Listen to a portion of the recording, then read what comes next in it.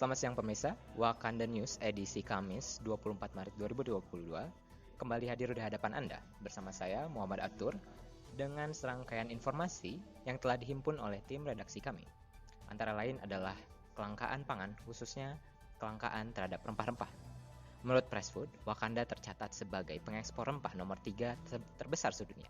Namun fakta ini dibanding terbalik dengan kondisi internal negara Wakanda, di mana stok kesediaan bahan rempah di pasar lokal terus menurun sebanyak 2,7% per tahun. Hal ini cukup disayangkan oleh pengamat kebijakan publik Ricky Garing karena ironi realita mengenai negeri yang kaya akan alamnya, sehingga dapat menghidupi negeri orang, namun menderita di negeri sendiri. Kenapa banyak banget masyarakat tuh yang membesar-besarkan masalah ini gitu. Padahal kan banyak banget nih alternatif lain. Kayak misalnya sayur, masyarakat kan bisa beli sayur. Toh lebih murah sama lebih sehat juga kan? Iya nggak, Bu Rusul?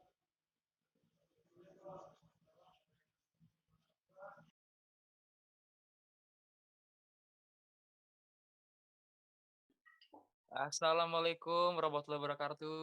Waalaikumsalam warahmatullahi wabarakatuh. Waduh, gimana nih Bung kabarnya? Udah lama banget kita nggak bersua ya.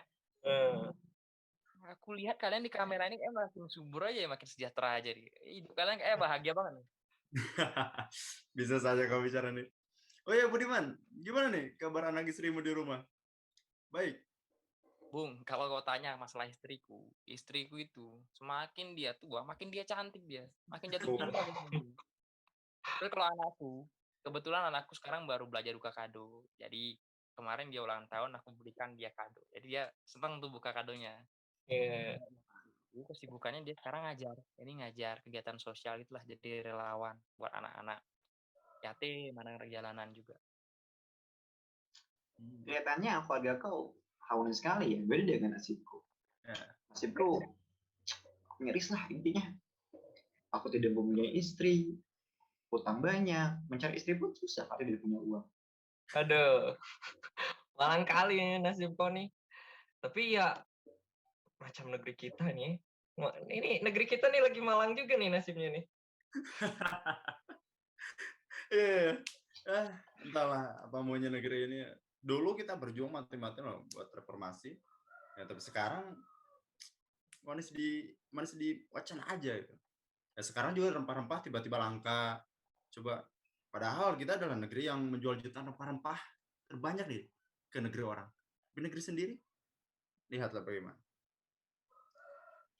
Kalau dilihat sepertinya nasib negeri ini dengan nasibku mirip ya. Sama-sama mirip soalnya. Kalau kita perhatikan, kebijakan pemerintah yang dikeluarkan ini tidak sesuai dengan apa yang rakyat inginkan gitu. Pemerintah baru-baru ini lebih memilih ekspor sumber dayanya daripada memberikannya kepada rakyat-rakyat yang asli Indonesia sendiri gitu. Iya benar, aku setuju buat pendapat yang kali ini Bung Wiji. Tapi bukan masalah nasibmu ya, tapi masalah nasib bangsa ini kayak gitu. Jadi sekarang itu aku juga lihatnya itu loh. Pemerintah, padahal negara kita itu sebagai pengekspor terbesar gitu. Tapi kenapa kok kita yang jadinya susah nyari rempah-rempah? Aku bingung. Kita ngasih makan pejabat, kok pejabat nggak ngasih makan kita sih? Pening pala aku nih. Ya makanya itu. Kita nggak bisa nih biarin nih terjadi terus-menerus. Kita harus ada gerakan kembali untuk menekan para pemangku kebijakan. Ya, gimana nih, Bung Keril? Pendapat Anda? Ya setuju aku. Cuman sekarang kan lagi pandemi ya, artinya kita nggak bisa turun ke jalan kayak dulu nih, kayak kita masih mahasiswa. Maksudku sekarang kan lagi pandemi, artinya ya harus menyampaikan aspirasi, cuman ya harus disesuaikan juga gitu sama situasi sekarang ya kan.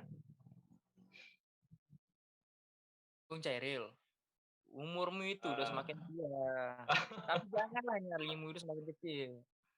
Ya. Kita kan punya kompetensi. Kita bisa bantu masyarakat. Kita juga dulu udah pernah turun ke lapangan kan. Kalau saran aku, gimana kalau kita buat propaganda lagi? Kita buat propaganda tentang isu pentingnya rempah-rempah. Nanti kita buat hashtag, kita buat caption yang benar-benar kena sama poin-poin yang kita harapkan. Jadi pemerintah itu yang duduk di sana, yang makan uang kita, mereka tuh dengar apa yang kita rasakan. Gimana? Setuju nggak? Boleh tuh. Setuju aja. Ya, Bagus. boleh. Setuju. Ayo. Kita berjuang lagi ya. Yuk, kita berjuang, mari kita berjuang. Oke, kita gas lagi ya. Kita bantu lagi ya, masyarakat.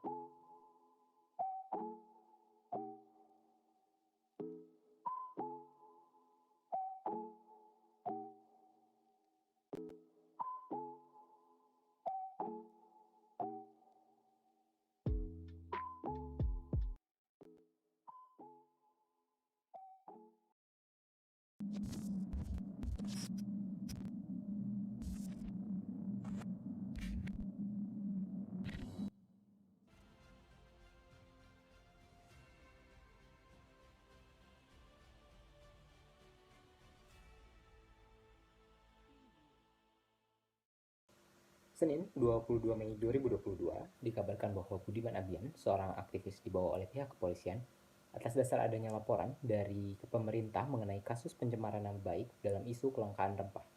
Selengkapnya kita akan bergabung dengan rekan kami Rasya di Istana Wakanda. Halo, apakah rekan Rasya sudah bergabung dengan kami? Oke, sudah masuk. Terima kasih kepada rekan Atur sebagai news anchor. Baik pemirsa, kali ini saya bersama dengan Paduka Yang Mulia Rustu sebagai Presiden Negeri Wakanda. Salam Bu.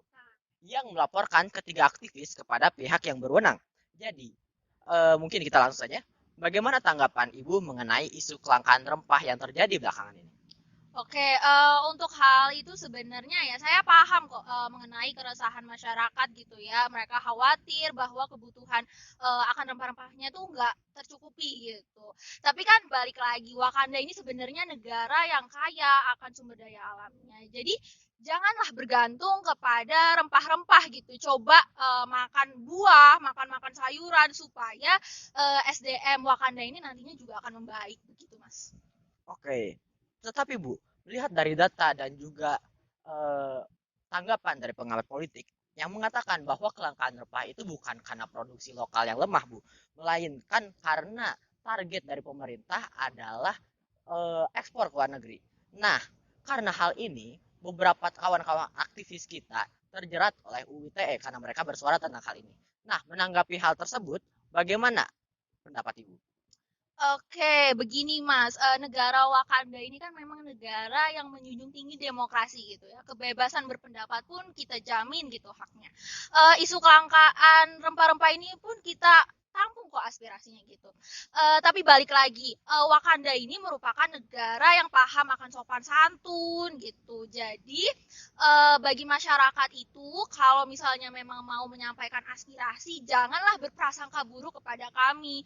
Dibilang memanfaatkan kekuasaan, dibilang tidak peduli rakyatnya lah.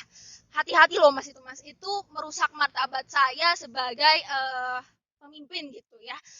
Padahal yang menyampaikan itu pun mereka hanya kaum anarkis gitu yang berpura-pura mencintai demokrasi begitu Mas.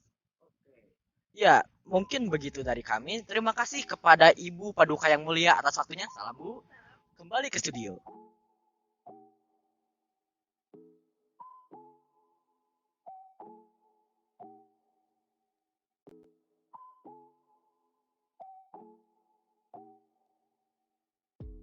Waduh, Bung Budiman.